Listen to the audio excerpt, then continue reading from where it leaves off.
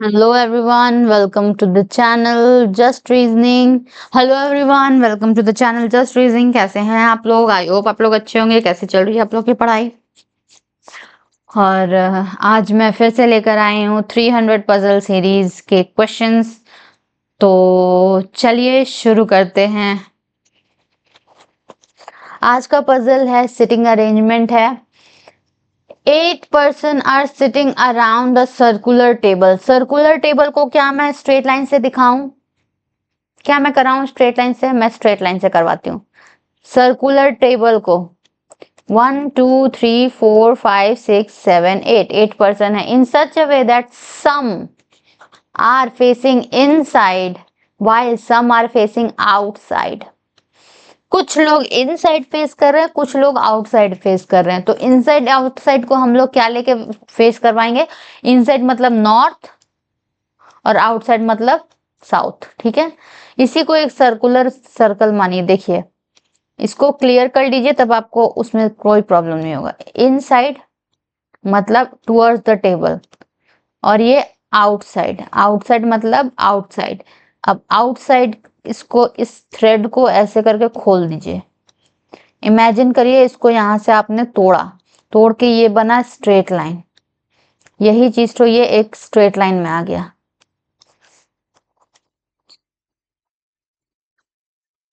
ठीक है,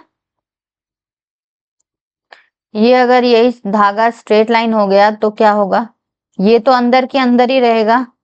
इस धागे को ऐसे यहां नहीं तोड़ते हैं, यहां पर तोड़ते हैं, ये ऐसे करके। ये तो नीचे का नीचे ही रहेगा, ये ऊपर की तरफ दिखेगा हम लोग को। और इस साइड वाला किधर दिखेगा? ये वाला भी ऊपर की तरफ दिखेगा, ये वाला, और ये भी ऊपर की तरफ दिखेगा। बस एक नीचे की तरफ दिखेगा, है ना? ये भी ऐसे दिखेगा। ये वाला तो नीचे ही था, नीचे ही दिखेगा। ये भी ऊपर, ये भी ऊपर, यानी कि ये जो हम लोग का इनसाइड वाला था वो ऊपर की तरफ, नॉर्थ की तरफ। पेपर में जब हम लोग जनरली सिटिंग अरेंजमेंट बनाते हैं तो नॉर्थ जिसको दिखाते हैं वो ऊपर रहता है और साउथ नीचे। यही इनसाइड को हम लोग नॉर्थ मान लेते हैं और साउथ आउटसाइड को मान लेते हैं। ठीक है, समझ में आया होगा? अब सॉल्व करेंगे तब अच्छे से समझ में आएगा। चलिए, 8 लोग हैं। 1 2 3 4 5 6 7 8। डायरेक्शन, कुछ लोग नॉर्थ की तरफ यानी इनसाइड, ऐसे लिख देंगे। इन, नॉर्थ को इन और इसको आउट, आउटसाइड। ठीक है, ऐसे करके लिख देंगे। लिख दीजिएगा अगर आपको प्रॉब्लम हो तो, पहले लिख के पढ़िए, प्रैक्टिस करेंगे सब हो जाएगा। 2 person sit between Himani and एमा। 2 person सिट बिटवीन हिमानी और एमा। डायरेक्शंस नहीं पता है, हम लोग बस ऐसे ही 2 पर्सन ऐसे लिख देंगे। Himani sit second to right of Diksha. अब हम लोग को दीक्षा का डायरेक्शन पता है क्या? नॉर्थ देखती है, नहीं देखती है? अगर हम लोग नहीं पता होता है डायरेक्शन तो हम लोग नॉर्थ लेके चलते हैं। आगे चल के अगर बोल देगा दीक्षा तो उस हिसाब से हम लोग उसको साउथ के अकॉर्डिंग देख लेंगे। देखने में क्या, हम लोग सब देख सकते हैं, रीजनिंग में सब देखा जा सकता है। ठीक है, Emma, Himani sit second to right of Diksha. Diksha के फर्स्ट राइट, सेकेंड राइट में हिमानी। क्योंकि हमने दीक्षा को नॉर्थ माना। नॉर्थ मानने पर, ऊपर की तरफ मानने पर लेफ्ट इधर होता है, राइट इधर होता है। साउथ मानने पर खुद को उल्टा करके देख लीजिए, लेफ्ट इधर होगा, राइट इधर होगा, उसका उल्टा हो जाता है। बट हम लोग ऐसे उसका उल्टा ऐसे पढ़ते नहीं है। खुद को वहां बैठा के समझ जाइएगा। ठीक है, एमा कहाँ गया? यहाँ है। Himani sit second to right of Diksha. Emma is not an immediate neighbour of Diksha. अच्छा, एमा इमीडिएट नेबर ऑफ दीक्षा नहीं है, यानी एमा यहाँ नहीं होगी, दीक्षा के बगल में एमा नहीं होगी। ठीक है, Gulshan, Gulshan Kumar sits opposite to Ira. Ira, Ira के ऑपोजिट। ऑपोजिट का मतलब हो जाता है 3 छोड़ के। 8 लोग बैठते हैं ना, 1 2 3 4 5 6 7 8। 8 लोग में ऑपोजिट का मतलब हो जाता है 3 लोग इधर 3 लोग इधर। ठीक है, इसीलिए हम लोग ऑपोजिट को 3 छोड़ के मानते हैं। देख लीजिए, दिखा दिया मैंने। कहीं भी ऑपोजिट लेंगे, इसके पॉइंट के ऑपोजिट में ये रहेगा तो ये 3 लोग होंगे, ये 3 लोग होंगे, दोनों साइड से 3-3 लोग, यानी 3 लोग छोड़ के होते हैं। वही यहाँ पर लिखा हुआ है, Gulshan sits opposite to Ira. गुलशन 3 छोड़ के एरा, ठीक है। हु किसके बारे में बात हो रहा है? ईरा के बारे में। हु किसके बारे में बात होता है? सेकंड पर्सन, यानी कि अपने पास वाले को लेता है सब्जेक्ट की तरह से। Ira is an immediate neighbour of Himani. ये ईरा हिमानी की नेबर है। बस इतना रिलेशन हम लोग को पास पास में पता चल रहा है, और क्या चाहिए? आराम से बनेगा, आराम से। No two immediate neighbour faces same direction. कोई भी 2 immediate neighbour same direction face नहीं कर रहा है। मतलब कि यहाँ पर अगर ये नॉर्थ फेस कर रहा है ना, तो ये बगल वाला भी इसका नॉर्थ फेस नहीं करेगा, ये साउथ फेस करेगा, ये साउथ फेस करेगा, ये नॉर्थ फेस कर लेगा। यानी कि एक नॉर्थ फेस करेगा, एक साउथ फेस करेगा, एक नॉर्थ फेस करेगा, एक साउथ फेस करेगा। यही यहाँ बताना चाह रहा है, ठीक है। 3 4 5 6 7 8, ठीक है। No two immediate neighbour face same direction, ठीक है।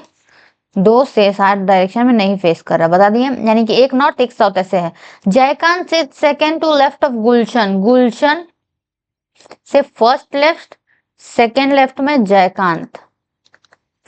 जयकांत शिकरे कौन से मूवी में था बताइएगा तो।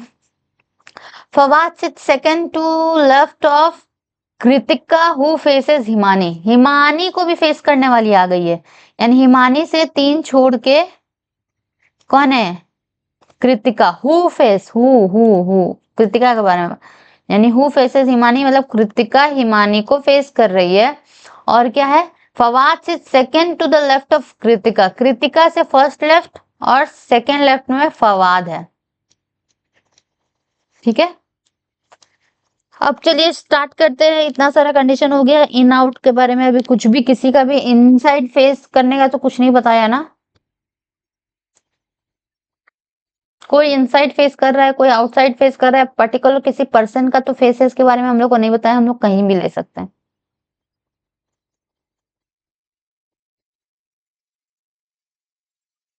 चलिए, हिमानी हु फेसेस कृतिका, यानी कि हिमानी को इनसाइड मान लेते हैं। हिमानी से बहुत सारा रिलेशन जुड़ा हुआ है तो हिमानी को इनसाइड मानते हैं।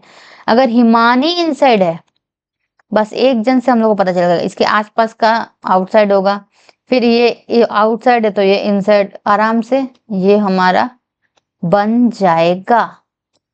अब देखिए, हिमानी यहाँ पर है, हिमानी से 3 छोड़ के 1 2 3 छोड़ के कृतिका है, ठीक है। कृतिका से लेफ्ट में 1 छोड़कर ऊपर की तरफ देख रही है। लेफ्ट इधर, राइट इधर, लेफ्ट इधर, राइट इधर। लेफ्ट में 1 छोड़ के फवाद था, 1 छोड़ के लेफ्ट में फवाद हुआ। हिमानी से 2 छोड़कर एमा है। हिमानी से, अब देखिए ये क्या था, हिमानी दीक्षा के राइट साइड में 1 छोड़ के है, दीक्षा के राइट साइड में, तो 1 छोड़ के, अब यहाँ पर तो 1 छोड़ के फवाद हो ही गया, यानी कि यहीं पर दीक्षा होगी।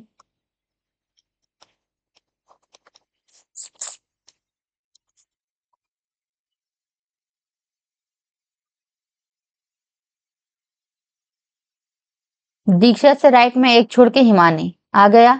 अब देखिए, हिमानी से 2 छोड़ के एमा थी ना, 1 2 छोड़ के दीक्षा, एमा यहाँ हो जाएगी क्या? बिल्कुल भी नहीं हो सकती है, क्योंकि एमा दीक्षा की नेबर नहीं है। यानी कि हिमानी से 1 2 छोड़ के एमा यहीं पर होगी। कितना जगह भर गया? 1 2 3 4 5 जगह भर चुका है, 2 बचा हुआ है, 3 बचा हुआ है, 5 3 8।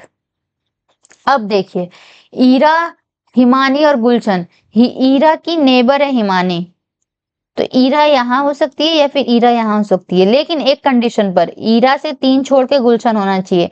अगर हम लोग ईरा को यहाँ लेते हैं, पॉसिबिलिटी देखिए, ईरा यहाँ आपको लेंगे तो 1 2 3 छोड़ के एमा बैठी हुई है, जगह ही नहीं है, तो ये कंडीशन गलत हो जाएगा। ईरा यहाँ नहीं बैठेगी, हिमानी के लेफ्ट में ईरा नहीं बैठेगी, हिमानी के राइट में ईरा बैठेगी। ईरा यहाँ बैठी तो 1 2 3 छोड़ के गुलशन, और गुलशन से राइट साइड में 1 छोड़ के क्या था?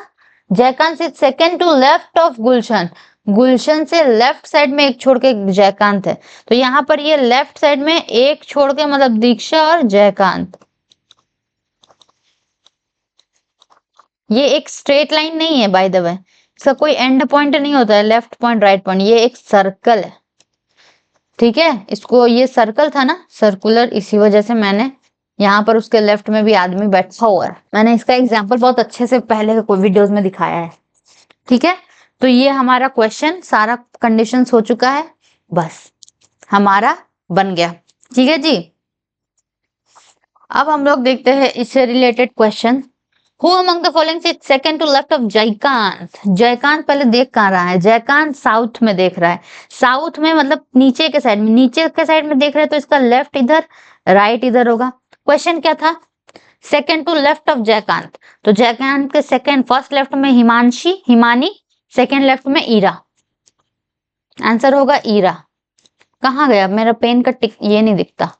How many person sit between Fawad and Himani when counted from right to Himani? Himani के राइट से काउंट करो फवाद और हिमानी, हिमानी का लेफ्ट इधर, राइट इधर, हिमानी के राइट से फवाद और हिमानी के बीच में कितने लोग हैं? एक ही लोग है। और अगर लेफ्ट से बोलता तो, लेफ्ट से अगर हिमानी के लेफ्ट से काउंट करने बोलता तो फवाद और हिमानी के बीच में कितने लोग होते? 1 2 3 4 5 हो जाते, बट राइट से बोला है तो बस एक ही जन बैठा हुआ, 1 1, आंसर इज 1। मेरे को पेन का ये नहीं दिखता, अभी आंख में लग रहा कुछ हो गया है। Who among the following sits opposite to दीक्षा? दीक्षा के ऑपोजिट कौन है? 1 2 3, दीक्षा के ऑपोजिट ऐसे ऑपोजिट देखने का जरूरत नहीं है, 3% छोड़ के जो भी बैठा है वही दीक्षा का ऑपोजिट है, 3% छोड़ के फवाद, लेफ्ट से राइट से वही होगा।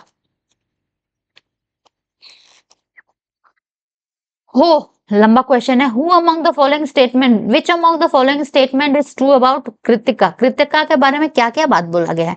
Kritika is an immediate neighbour of the one who faces, who sits opposite to Jaikant. Jaikant के ऑपोजिट में कौन बैठा है पहले वो देखो, 1 2 3 छोड़ के एमा, तो क्या कृतिका उसकी नेबर है? हाँ नेबर है, इमीडिएट नेबर है ना, इमीडिएट नेबर है, सही बोल रहा है। Kritika is an immediate neighbour of Ira, Ira की नेबर है क्या? नहीं, ईरा तो इधर है, कृतिका उधर, इमीडिएट नेबर नहीं है, ये नहीं होगा। ये हो सकता है Gulshan sits opposite to Kritika, Kritika के ऑपोजिट में गुलशन, बगल में ही बैठा हुआ है, ऑपोजिट कहां से जाएगा ये? Kritika is not an immediate neighbour of एमा, एमा की नेबर नहीं है, एमा की नेबर नहीं है, नहीं गलत, कृतिका एमा की नेबर है। गलत गलत क्यों बोलते हो? यानी कि option number A is the right answer, E नहीं होगा क्योंकि ई और डी, ये भी ऑप्शन गलत है क्योंकि ये डी तो गलत हो गया ना। अगर डी भी सही लिखा रहता, Kritika is an immediate neighbour of एमा, तो वो सही हो जाता और आंसर ई हो जाता हमारा, ठीक है।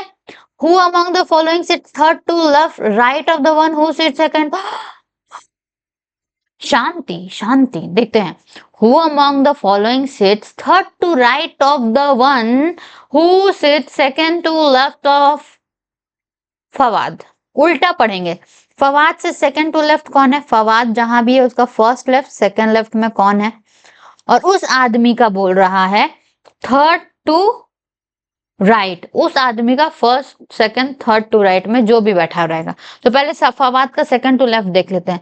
फवाद फवाद फवाद, फवाद इधर देख रहा है, उसका फर्स्ट लेफ्ट इधर राइट इधर, फवाद से फर्स्ट लेफ्ट सेकंड लेफ्ट में हिमानी, अब हिमानी का थर्ड टू राइट, इसका राइट इधर है, first second third to right में एमा, आंसर इज एमा।